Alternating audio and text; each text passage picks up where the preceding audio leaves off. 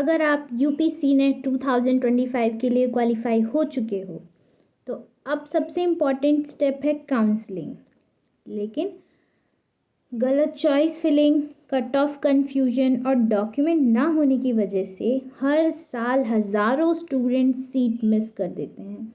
इस वीडियो में मैं आपको कंप्लीट काउंसलिंग प्रोसेस समझाऊंगी स्टेप बाय स्टेप, बिना घुमा फिरा के। Okay, so hi everyone, welcome to Shweta knowledge hub, आपका अपना यूट्यूब चैनल। मैं श्वेता गुप्ता। आज हम बात करेंगे यूपी सीनेट काउंसलिंग के बारे में। ओके, जो बीएससी नर्सिंग के ड्रीम को पूरा करने का एक सबसे क्रूशियल स्टेप होता है। ठीक है, तो यूपी सीनेट 2025 जो है वो नर्सिंग के लिए क्वालिफाई एग्ज़ाम होता है, एंट्रेंस एग्ज़ाम होता है। सीनेट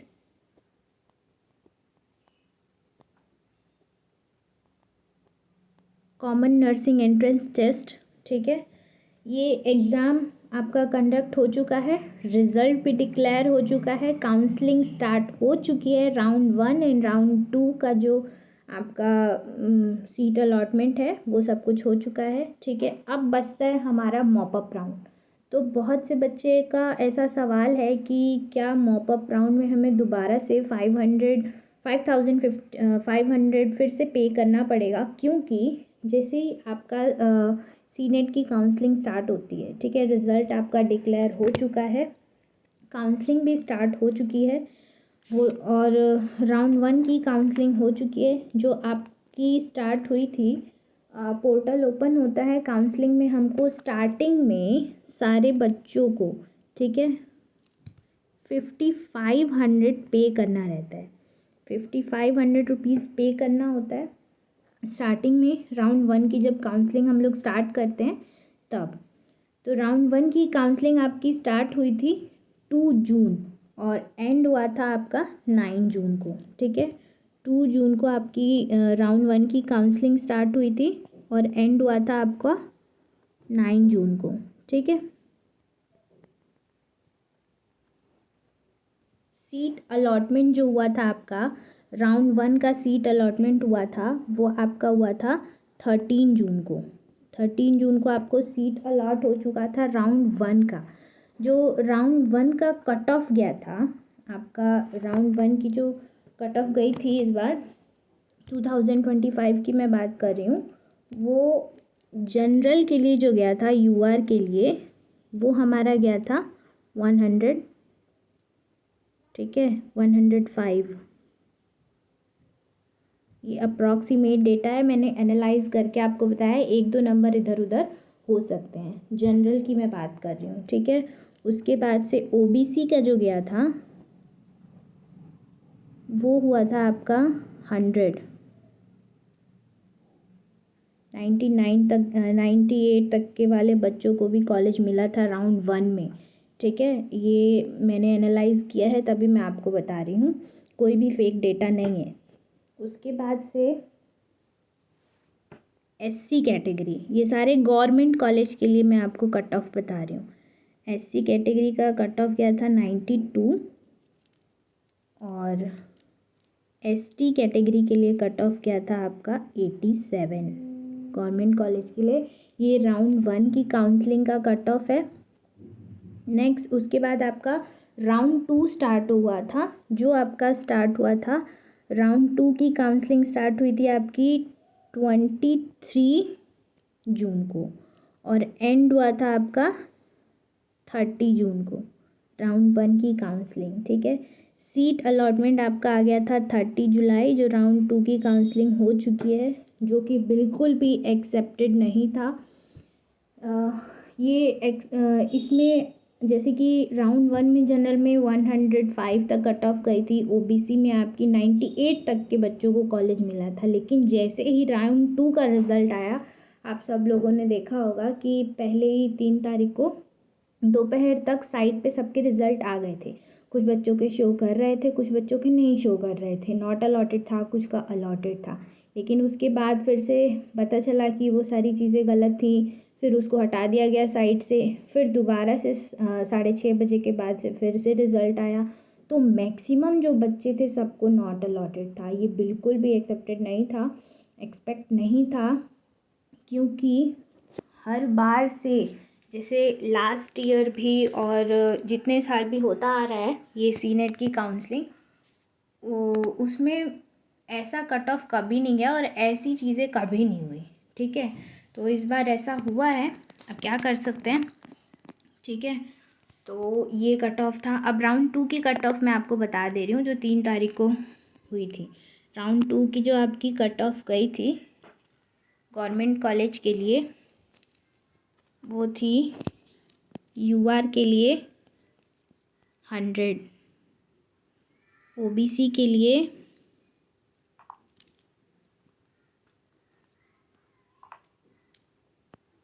100, आपको लग रहा होगा कि जनरल की भी 100 गई थी, ओबीसी की भी 100 गई थी। ईडब्ल्यूएस के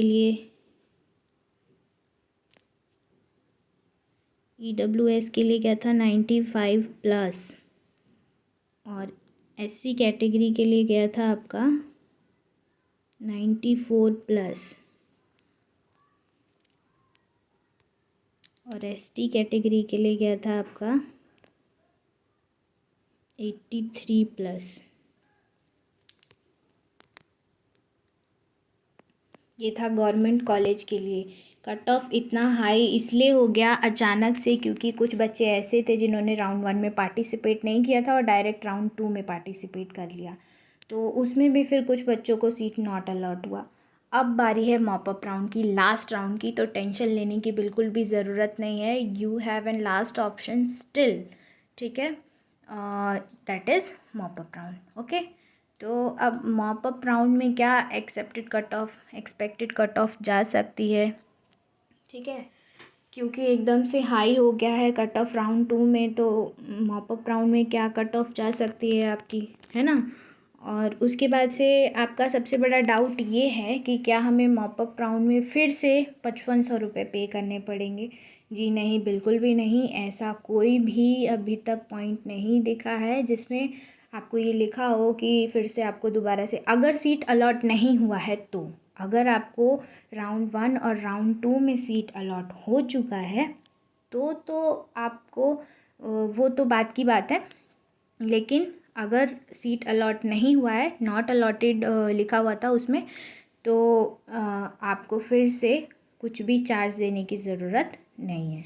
ठीक है, तो अब बात आती है कि मॉप अप राउंड कब स्टार्ट होगा। ठीक है, तो मॉप अप राउंड की सबसे पहले आपकी आएगी सीट मैट्रिक्स। तो seat matrix mop up round की आएगी 12 जुलाई को। सीट मैट्रिक्स जो है मॉप अप राउंड की वो आएगी आपको 12 जुलाई को। उसके बाद एक नई चीज़ है, 12 जुलाई को जब सीट मैट्रिक्स आ जाएगी तो 12 जुलाई से 17 जुलाई तक आपका पोर्टल ओपन होगा, और जो भी ऐसे बच्चे हैं जिनको राउंड 1 और राउंड 2 में कॉलेज तो मिल चुका है लेकिन उनको कॉलेज पसंद नहीं आ रहा है, उनको अच्छा नहीं लग रहा है, बिल्कुल भी उनको कॉलेज ज्वाइन नहीं करना है, तो वो बच्चे क्या कर सकते हैं, अपने कॉलेज को रिज़ाइन कर सकते हैं। तो रिज़ाइन करने का ऑप्शन आएगा आपका 12 जुलाई से लेके 17 जुलाई तक। ठीक है, तो जिन बच्चों को राउंड 1 और राउंड 2 में कॉलेज मिल चुका है वो 12 जुलाई से 17 जुलाई तक कॉलेज को रिज़ाइन कर सकते हैं, और जब वो कॉलेज रिज़ाइन कर देंगे तो फिर से एक सीट मैट्रिक्स आएगी जो कि आपकी आएगी 19 जुलाई को। ठीक है ना, ऑब्वियस सी बात है कि जब बच्चों को कॉलेज मिल गया है और पसंद नहीं आ रहा है तो वो कॉलेज को रिज़ाइन कर देंगे, सीट छोड़ देंगे, तो फिर से दोबारा से सीट बच जाएगी।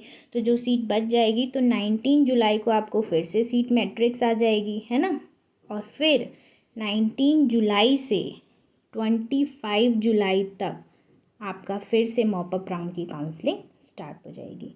25 जुलाई तक फिर से आपकी मॉप अप राउंड की काउंसलिंग स्टार्ट हो जाएगी, और 19 to 25 आप फिर से दोबारा उन्हीं, अगर सीट अलॉट नहीं हुआ है तो 5500 रुपीज़ में आप दोबारा से काउंसलिंग स्टार्ट कर सकते हैं। ठीक है, तो उसके बाद से जो मॉप अप राउंड का सीट अलॉटमेंट आपको लेटर आएगा या सीट अलॉट होगा वो आएगा 28 जुलाई को, ठीक है।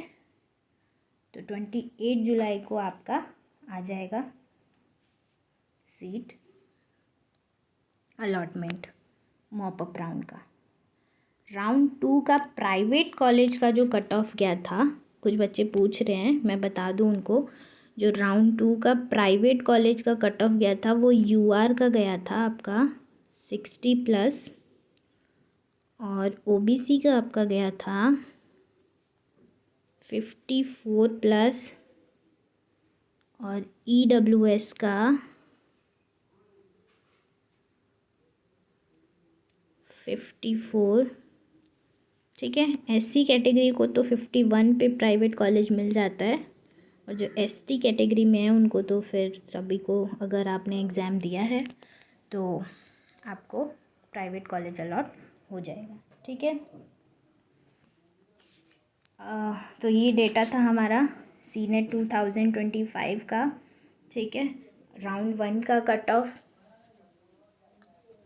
राउंड 1 की काउंसलिंग हुई, पोर्टल स्टार्ट हुआ, ठीक है। मैंने आपको बता दिया कितना कट ऑफ गया गवर्नमेंट का, प्राइवेट का। उसके बाद से राउंड 2 का काउंसलिंग स्टार्ट हुआ, सीट अलॉट हुआ बच्चों को, कट ऑफ बता दिया मैंने राउंड 2 का भी। उसके बाद से बच्चों ने जाके एडमिशन भी कराए, है ना। अचानक से राउंड 2 का कट ऑफ जो है हाई हो गया, जस्ट बिकॉज कुछ बच्चों ने राउंड 1 में पार्टिसिपेट नहीं किया था तो उन्होंने डायरेक्टली राउंड 2 में पार्टिसिपेट कर लिया। तो चांसेस हैं कि मॉप अप राउंड में आपको कॉलेज अलॉट हो जाए, जिनके मार्क्स कम है, 98 अबव हैं, उनको चांसेस हैं कि कॉलेज मिल जाए, क्योंकि जिनके भी हाई मार्क्स थे उनको कॉलेज मिल चुका है। तो चांसेस है कि आपको भी कॉलेज मिल जाएगा। निराश ना हो बिल्कुल भी, होप लूज़ ना करें, अभी भी एक लास्ट राउंड, लास्ट चांस बचा हुआ है आपके पास, तो ज़रूर पार्टिसिपेट करें, ठीक है। आपके पास ऑप्शन है। उसके बाद से अगर आप चाहते हो कि आपकी जो सीट है किसी अच्छी नर्सिंग कॉलेज में मिल जाए, पक्की हो जाए, तो काउंसलिंग को हल्का बिल्कुल भी मत लेना, हल्के में बिल्कुल भी मत लेना, ठीक है। जो भी डाउट्स हो कमेंट में पूछना मत भूलना, ठीक है। और मैं आपकी हेल्प करने के लिए हमेशा यहाँ अवेलेबल हूँ, ओके। तो काउंसलिंग का प्रोसेस मुश्किल नहीं है, ठीक है, बस स्मार्ट प्लानिंग चाहिए, ठीक है। आपके मार्क्स और कैटेगरी के अकॉर्डिंग कौन सा कॉलेज बेस्ट हो सकता है, अगर आप चाहोगे तो मैं एक अलग से वीडियो बना दूँगी, ठीक है, जिसमें आपको मॉप अप राउंड के कट ऑफ के बारे में आइडिया भी मिल जाएगा, और उसके बाद से मैं सीट फिलिंग के बारे में आपको बता दूँगी कि कैसे कैसे करना है स्टेप बाय स्टेप, ठीक है। तब तक के लिए लाइक करो और कमेंट करो, और अगर आपको वीडियो हेल्पफुल लगी हो तो ज़्यादा से ज़्यादा शेयर करो और सब्सक्राइब करना ना भूलो, ठीक है। सो तब तक के लिए मिलते हैं नेक्स्ट हेल्पफुल वीडियो में, हाँ।